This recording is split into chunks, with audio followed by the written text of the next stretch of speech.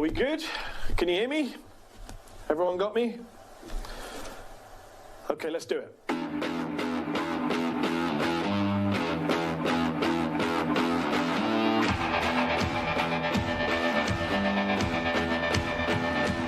Good evening. Thanks for being here. Welcome to our first show. I'm Mehdi Hasan. Breaking news. I'll be taking my oath to become a citizen of the United States of America. And what a time to become an American.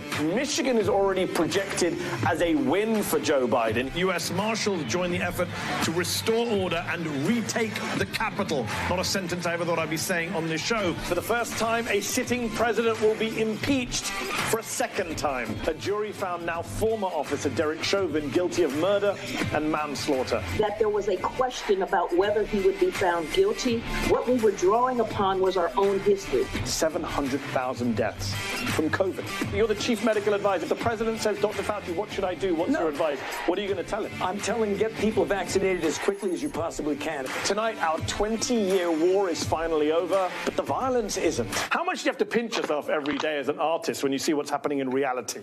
If somebody handed me this script, I would toss it out the window. This show has a bias, not a party political bias.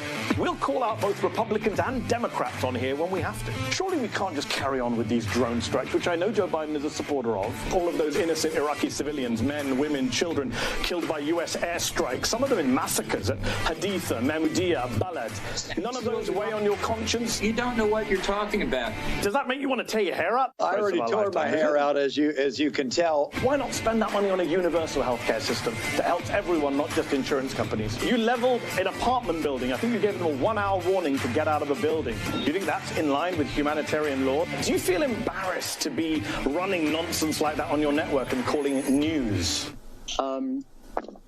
Did Democrats, did Nancy Pelosi and Chuck Schumer, did you, voting for that CARES Act in March, make a mistake? But has your audit, your investigation uncovered actual evidence of, quote, widespread voter fraud in the state of Georgia? Is the whole attention on defund the police really a deflection by the party leadership? Do you accept the politics of that time definitely did cost lives? You know, I don't think it's productive to relitigate. I don't know why anybody would really submit to an interview with you who can't stand up some questions. A bias in favor of cold, hard facts. The Pentagon was going on for 20 years with this absolute, utter nonsense about building a state. It's going to be easier to take on that problem when Zuckerberg doesn't have the political power he has. We live in a society that's fundamentally organized, where there is general disregard for the life of black folk. You can't have a conversation about race in America without talking about popular culture, movies, Hollywood. John Legend, Frida Pinto, Jon Stewart. Good evening, Brad. How are you? I'm great, Mehdi.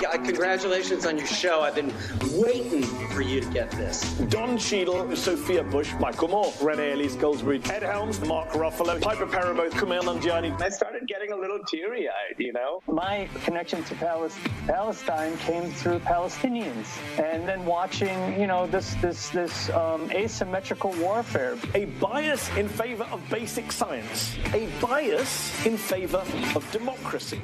When you say the president, Noam, is a sociopathic maniac, are you referring to the fact that 210,000 people have died on his watch from coronavirus? Or are you referring to the danger he poses on the climate? He's a man who praised supporters of his, firing paintballs at protesters as great patriots, who tweeted in support of people with Trump flags trying to drive a Biden campaign bus off the road in Texas. I love Texas, he said. Well, Mehdi, you actually laid it out very well. The need to protect voting rights. Their budget reconciliation bill increased the debt ceiling 51 votes.